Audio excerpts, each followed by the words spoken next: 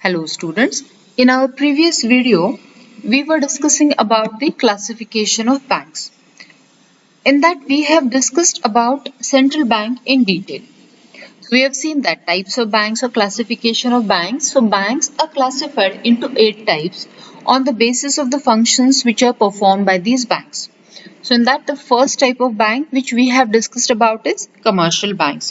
What these commercial banks do, they accept the money in the form of deposits and savings from the public, and again the accumulated money they lend it back to the needy people in the form of loans and advances. So commercial banks provide financial assistance to modern business. That is short-term financial assistance. Second type of banks is industrial banks. These banks are established for providing long-term finance to industries. Example of that is IDBI Bank, Industrial Development Bank of India. Next type of bank is central bank. Central bank, we have seen that central bank is a banker to the government. It is the leader of all the banks in the country. The entire central bank works for the entire banking structure, and the responsibility of central bank is to maintain the monetary stability in the country. So it assists the governments in implementation of economic policies, etc. So we have discussed about these three banks. So the next type of bank which we are going to discuss about is agricultural bank. Now what these agricultural banks do, why these banks are established? So agricultural banks are established to provide long-term finance to agriculturists. So for what the agriculturists may require long-term finance? So long-term finance means the finance up to 10 years. So when they require long-term finance, they can approach these agricultural banks. So why the long-term finance is required by agriculturists? So for making any permanent improvements to the land, or for purchasing agricultural machinery, agricultural equipments, tractors, etc. They may require the finance, and at that time they can approach these banks, agricultural banks.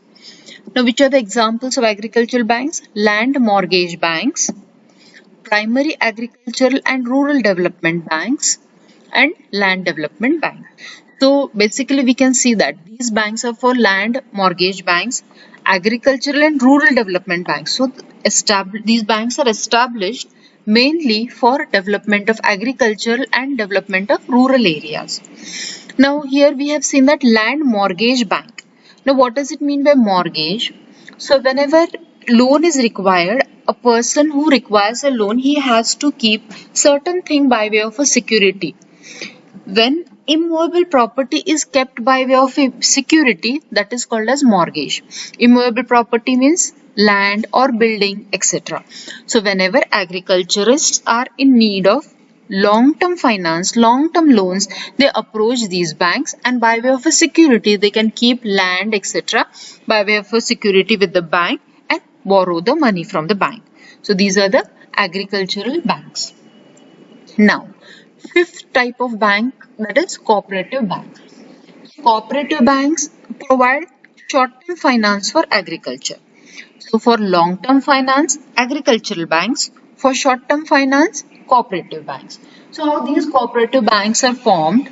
The agriculturists organize themselves on cooperative principles. So agriculturists, they come together on cooperative principles, and they themselves form these cooperative banks. So these cooperative banks play a very important role to provide finance or to provide the credit or loan at the very low rate of interest or cheap or reasonable rate of interest to small farmers and small artisans. So these small farmers and artisans, these are people who do not have access to big joint stock banks. So these cooperative banks, which are formed by the farmers within themselves, they come together, form such kind of banks, and they provide loans to the farmers, that is for short-term period, at a reasonable rate of interest. Example of these banks is state cooperative banks and central cooperative banks. So this is the fifth classification of banks, that is cooperative banks, short-term finance, and on cooperative basis banks are formed to provide short-term finance to agriculturists. Now Sixth type of bank is indigenous banks. Now, what does it mean by indigenous banks? These are the banks which are established by private persons. Money lenders are called as indigenous banks. So when the banks were not in existence, and even after the existence of the banks, after the banks coming into existence, these private money lenders do carry on the banking functions, and these money lenders are called as indigenous banks. So whenever we can see that in villages, etc., those people who do not have access to banks, or illiterate people who hesitate to go to bank, they have immediate need of money. Immediately they require the money, so they prefer going to these money lenders, private money lenders, who are known as sahukars, etc., and they provide the loans to these people. Those are called as indigenous banks. But what is the disadvantage? Main disadvantage associated with these indigenous banks is, no doubt, there will be easy availability of finance.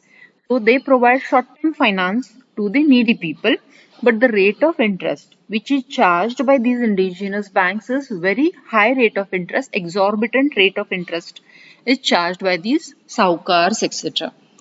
Example of that is the Shroffs, Baniyas, Mahajans and Marwadis. So these are the private money lenders who give short-term finance to the needy people, but the rate of interest is very high. Next type of banks are regional rural banks. What are these regional rural banks? So regional rural banks are established by the government of India in the year 1976. Why these banks are established? So these banks are usually state sponsored, not central government sponsored, but these are sponsored by state government, and these are regionally based, rural oriented commercial banking institutions. So at the state level, these banks are formed, established by the government in the year 1976. For what? So for development of a particular region, those banks should be rural oriented commercial banks. These banks were started by the government. So usually it was observed by the government that commercial banks are usually urban oriented banks, and it was necessary that there should be some bank which should be rural oriented bank. So it was seen that commercial banks and cooperative banks were not fulfilling the needs of rural people or weaker sections of the society. Therefore, in the year 1975, Government of India appointed Narasimhan Committee to study the report, or to study the problems of rural credit or rural requirement of finance, rural requirement of loans, etc., rural credit. And therefore, these regional rural banks were established by the Government of India. These are also known as Gramin Vikas banks. These are the state-sponsored bank established by the government in the year 1976. Now, there is some purpose with which these banks have been established by the government in the year 1976. What is the purpose or objective behind establishing these banks? The first objective is to develop the rural economy, especially the concentration was made, or these banks were established for developing rural economy. Then to provide loan for development of agriculture, trade, industry, commerce in rural areas. Then next is to provide credit facilities to small farmers, agricultural laborers, artisans and small scale industries, etc. So the main purpose is rural development, develop rural economy was the main purpose behind establishment of these regional rural banks, which came into existence in the year 1976. Next type of banks is exchange bank. So these exchange banks are established. What is the purpose of establishing? What is the function of these exchange banks? The first function is to finance the foreign trade. So these exchange bank finance the foreign trade. Next is they supply the necessary foreign exchange which is required for foreign trade. So whenever there is a foreign trade, it is required that it has to be done in two different currencies. So at that time, these exchange banks came to help the people who deal in import and export. What is the example of this bank? Export-Import Bank of India, that is Exim Bank. Exim Bank was established in the year 1982 by an act of parliament. So Exim Bank is a statutory body which is established by an act of parliament. What is the main purpose of this bank? The main objective of this bank is to facilitate and promote foreign trade of India. So it is basically established to assist or is to help to promote foreign trade in India, in import and export in India. So this bank conducts export market studies and it provides international banking services to the people who are dealing in import and export business. So these are the 8 types of banks which are, this classification is made on the basis of different functions conducted or different functions carried on by these banks. So here today we have completed classification of banks.